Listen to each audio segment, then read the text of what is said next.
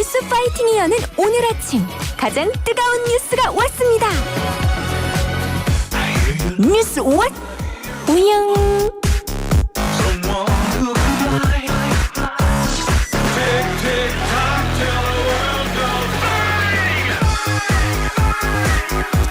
네, 뉴스 왓 우영. 네, 사실은 뉴스 왔어요. 뉴스 왔어요. 이 얘기죠. 네, 이우영 아나운서와 함께하겠습니다.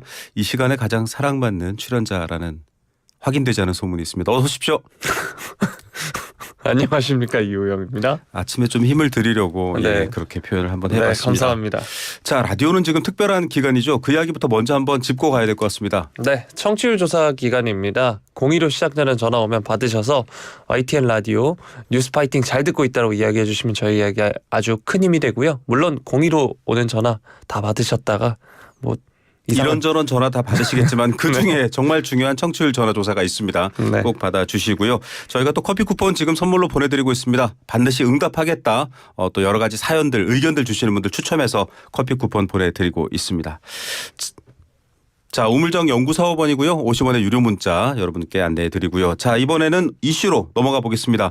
라디오도 청취율 조사로 특별한 기간이지만 정치권도 정말 특별할 만큼 지금 뜨거운 기간을 보내고 있는데 일단 어제 보궐선거 굉장히 많은 관심이 있었습니다. 의무부여가 있었는데 결과 어떻게 나왔습니까?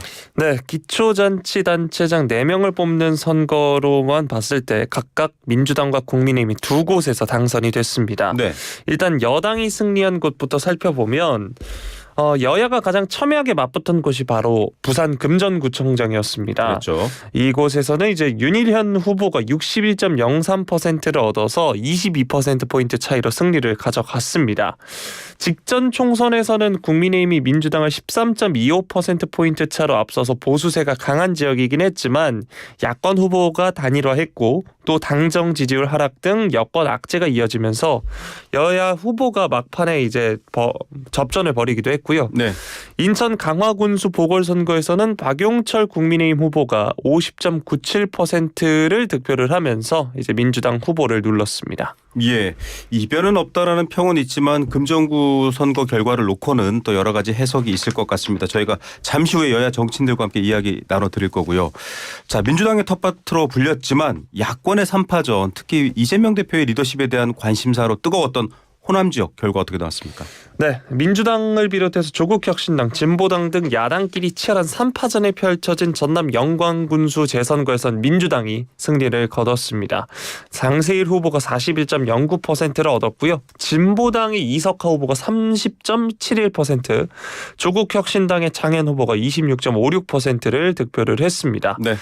전남 곡성군수는 가장 먼저 개표가 종료가 됐는데 민주당의 조상래 후보가 55.26%를 득표해 당선이 됐습니다. 예. 자, 조희연 전 교육감의 유죄 판결로 치러진 서울시 교육감 선거 투표율도 그렇게 높지 않았다고 하고요. 관심에서 조금 멀어진 듯한데 결과 어떻게 됐죠? 개표 초반부터 승기를 잡은 진보 진영의 정근식 후보가 보수 진영 조전혁 후보를 누르고 서울시 교육행정을 이루게 됐습니다. 네. 보수 진영이 이제 12년 만에 단일화를 성공을 하면서 교육감 자리를 탈환을 노렸지만 역부족이었고요. 네. 진보 진영의 완전 단일화 성공에 뿐만 아니라 정부의 의대 증원에서 시작된 의정 갈등 그리고 2029학년도 수능 개편과 관련한 혼란 등 정 후보에게 유리하게 작용했다 이런 분석이 나오고 있는 상황이고요. 예. 앞서서 투표율 얘기해 주셨지만 유권자들의 굉장한 무관심 속에 치러졌습니다. 보궐선거 투표율 23.5%로 교육감 직선제가 2008년에 처음 도입됐는데 가장 낮은 수치를 기록했다고 합니다. 네. 자, 이렇게 선거 결과 알려드렸고요. 말씀드린 것처럼 재보궐선거에 대한 의미 부여가 여야 각각 달랐습니다. 총선 이후에 민심을 알아볼 수 있다라는 것 때문에 관심이 높았습니다. 어떤 반응입니까? 관심사가 이제 재보선 이후 이제 한 대표의 행보부터 이제 살펴볼 텐데 네. 여권은 지난해 강서구청장 보선 그리고 올해 총선에서 연패를 했습니다. 일단 연패 행진을 멈춰 세웠다라는 점에서 이 한동훈 대표의 정치적 그립이 강화될 것이라는 전망이 나오고 있고요. 네. 단 대표는 이번 재보선 국면에서 끊임없이 당정 쇄신을 강조를 했습니다. 당내는 물론이고 당정 관계에서 주도권 강화 의지를 강하게 시사하기도 했는데 다음 주 초로 일단 독대가 예정이 돼 있죠. 이 관련해서도 이야기가 나올 것 같고 민주당에서는 일단 전남 곡성과 영광군수 선거에서 승리를 하면서 안도하는 분위기입니다. 조국혁신당과 진보당 그리고 이렇게 3파전이 치열했던 영광군수 선거에서 이기면서 텃밭인 호남에서 이재명 대표의 리더십에 대한 지지를 확인한 데 의의를 두는 모습입니다. 예. 물론 보수세가 강건했던 PK 지역 표심을 잡기 위한 당의 전략 변화를 더욱 근본적으로 고민해야 한다. 이런 목소리도 나오고 있습니다. 이변이 없다라는 평가 때문일까요? 어쨌든 양당 모두 지도부를 중심으로는 긍정적 평가다 이렇게 요약할 수 있겠습니다. 자, 이 사람 명태균 의원이라는 사람이 지금 하는 발언 너무 언론이 좀 따라간다라는 비판도 있습니다만 카톡 캡처한 사진이 2,000장이다. 뭐 여러 가지 얘기가 나오고 있습니다. 지금 여권의 대응을 두고서 여야 모두의 평가가 좀 비슷한 면도 있습니다. 갈피를 못 잡는다 이런 얘기 나온다고요. 네, 뭐 차마 안 따라갈 수가 없을 정도로 뉴스가 많이 나오고 있는 그렇죠. 상황인데요.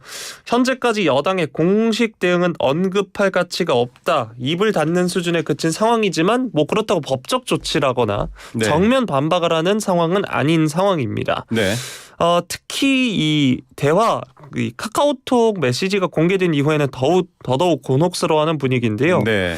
게다가 이제 이 대화 저장본이 2,000장이 넘는다는 주장까지 하고 나서고 있으니까 이제 당내 우려는 더욱 커지고 있는 상황입니다. 예, 이 우려를 좀 세분해서 보면 친한계와 친윤계 이렇게 좀 구분해서 볼 수 있는 측면이 있습니다. 지금 또 한동훈 대표와 대통령실의 긴장 관계가 있기 때문인데 어떻습니까? 지금 의견이 좀 갈리죠? 네, 일단 친한계부터 살펴보면 친한계 김종혁 의원 라디오에 출연해서 이 오빠라는 표현이 대통령을 지칭한 것이었다면 어떻게 대통령에 대해 부인이 이런 식의 표현을 할 수 있는지 국민은 황당해할 것 같다라고 이야기하기도 했고요.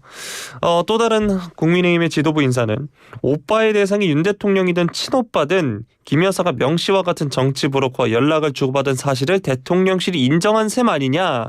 당에서 명 씨 발언에 진위를 확인할 수도 없는 노릇이니 우려가 큰 게 사실이다 이렇게 말을 했고요. 네. 친윤계 쪽에서는 명 씨 발언의 신뢰성이 떨어진다는 입장을 되풀이하고 있는 모양새입니다. 예. 강명구 의원의 경우에는 다 의혹이고 알맹이는 없다 이렇게 일축을 했고 장해찬 전 청년 최고위원의 경우에는 국민의힘 최종 대선 후보가 되기 전에 명 씨와 윤 대통령의 관계나 이런 것은 완벽하게 단절된 상태였다 이렇게 말을 했습니다. 예. 일단 명 씨는 일반 당원으로 확인됐다는 게 조사가 되고 있고요.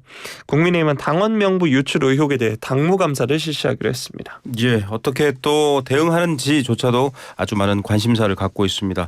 자, 이런 가운데 지금 국감이 진행 중입니다. 대통령실을 담당하고 있는 국회 운영위원회 국정감사에서 김건희 여사의 친오빠 김진우 씨 이런 분들을 지금 증인 참고인으로 채택했어요. 네, 민주당 소속 박창대 운영위원장이 어제 다음 달 1일 열리는 대통령실 국정감사 증인으로 민주당 의원들이 신청한 증인 및 참고인 명단 33명을 채택을 했는데 앞서서 말씀해 주신 김 여사와 김 여사 친오빠 이외에도 공천 개입 의혹 당사자인 명태균 씨, 김영선 전 의원 그리고 김 전 의원 회계 책임자 강혜경 씨, 김대남 전 대통령실 행정관 등이 증인으로 채택이 됐고요. 네.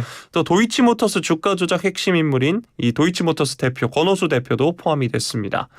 한편 국민의힘이 신청한 민주당 이재명 대표, 문재인 전 대통령 그리고 문재인 전 대통령의 딸 다혜 씨 등 신청 명단 전원은 채택되지 않았는데요. 네. 국민의힘 운영위 간사 배준영 의원은 사실상 대통령을 제외한 모든 인물을 부르고 있다. 대통령을 공격하려는 목적으로밖에 보이지 않는다라며 여당의 증인 채택 기회를 완전히 박탈해서 국회를 입틀막하는 것은 다름 아닌 민주당이다. 이렇게 비판을 했습니다. 예.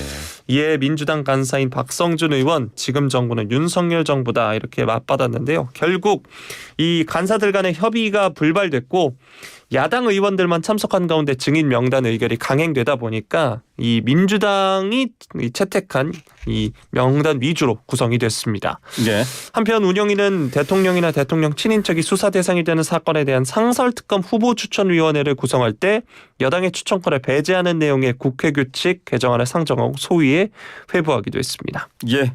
자, 관련된 내용입니다. 여권에서 왜 우리 쪽 증인은 채택하지 않느냐에 해당되는 내용인데 이스타항공에 대한 검찰의 조사가 좀 전방위적으로 커지고 있습니다. 방북 전세기 선정 과정을 수사한다고요? 네, 전주지검 형사 3부가 지난 14일부터 어제까지 통일부 남북관계관리단, 이전엔 남북회담본부로 불렸던 곳을 압수수색을 했습니다. 이 앞서서 말씀해 주셨던 전세기 선정과 관련한 증거물을 확보했다라고 하는데 네. 뭐 이전에도 조명균 전 통일부 장관의 주거지도 검찰은 압수수색을 한 바 있습니다. 이번 압수수색 경위는 문재인 정부 초기로 거슬러 올라가는데 이 평창 동계올림픽 남북선수단 공동 입장 이후 우리 예술단의 평양 공연 일정을 북한과 조율해 열기로 했습니다. 예. 당시 보면 우리 공연단이 이스타 항공 비행기를 타고 평양으로 향했는데 네. 또 뭐 방송 장비랑 화물 수송은 이 대한항공이 맡았다고 하고요. 예. 통일부는 과거에 남북 노동자 통일 축구 대회 때 이 방북 전세기를 이스타 항공이 띄운 경험이 있고 또 가격도 저렴하기 때문에 네. 선정했다 이렇게 이야기를 했습니다. 예. 자, 뭐 여러 항공사가 있고 이 과정을 좀 들여다봐야 되는데 이렇게 지금 검찰이 주목하는 이유는 시점 때문이다 이런 해석을 내놨죠. 네, 이스타 항공의 창업 중인 이상직 전 의원 평양 공연 한 달 전에 중소벤처기업진흥공단 이사장 자리에 올랐고 이후 얼마 지나지 않은 같은 해 7월에 문 전 대통령 사위인 서 씨가 이 이스타 항공 자금으로 설립한 태국계 저비용 항공사인 타이 이스타젯의 전무이사로 취업을 했습니다. 네. 그리고 이 무렵에 문 전 대통령의 딸인 다혜 씨도 태국으로 함께 이주한 것으로 전해지고 있는데요. 검찰은 이 전 의원이 서 씨의 취업을 대가로 중진공 이사장 자리뿐만 아니라 상징적 의미를 지니는 방북 전세기 선정 혜택도 정부로부터 받은 것으로 보고 강제 수사에 나선 것으로 보고 있습니다. 예. 자, 이런 것에 대해서 좀 여러 가지 얘기가 있는데 남북관계 경색 국면인데 검찰이 통일부 강제 수사에 나선 것 이거 국면 전환용이거나 혹은 기존의 수사의 흐름과는 좀 별건이지 않느냐 이런 지적도 있다고요? 네, 이에 대해 검찰 관계자는 기존 범죄 사실 범위 내에서 관련 직무성을 검토하기 위한 수사다라고 이야기했고 별건 수사로 비칠 수 있다는 질문에는 이 사건 핵심 혐의인 이 전 의원과 문 전 대통령 자녀의 부정 지원 여부를 확인하는 범위 내에서 최대한 절제해 수사하고 있다라고 이야기했고요.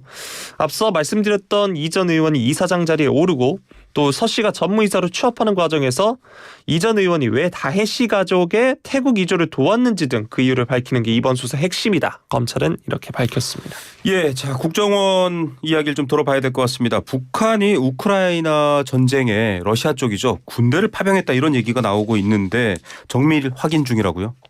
그렇습니다. 앞서서 우크라이나를 침공한 러시아군이 북한 병력으로 3,000명 규모의 대대급 부대를 편성해서 이제 운영하고 있다고 우크라이나 매체들이 보도를 했고요. 한 우크라이나 언론의 경우에는 지난 3일에 도네츠크 전선에서 자국군의 미사일 공격으로 사망한 러시아 측 20여 명 가운데 북한군이 포함됐다라고 그렇죠. 전한 바 있습니다. 이 국정원이 이와 관련한 질의에 대해서 우크라이나 측과도 협력을 하고 있다라고 이야기했고요. 국방부 역시 병력이나 민간 인력이 지원될 가능성이 있어서 면밀히 추적 중에 있다라고 말을 했습니다. 외교부 당국자는 이와 관련한 보도에 대해서 심각한 우려를 가지고 있다라고 말을 했습니다. 예, 뭐 안보리 위반 얘기도 나오고 있지만 이 안보 긴장 상태가 더 확산되는 트리거가 될까 우려가 많습니다. 자, 오늘의 이슈는 여기까지 듣겠습니다. 내일도 다시 뉴스 왓 우영 이우영 아나운서와 함께하겠습니다. 감사합니다. 고맙습니다.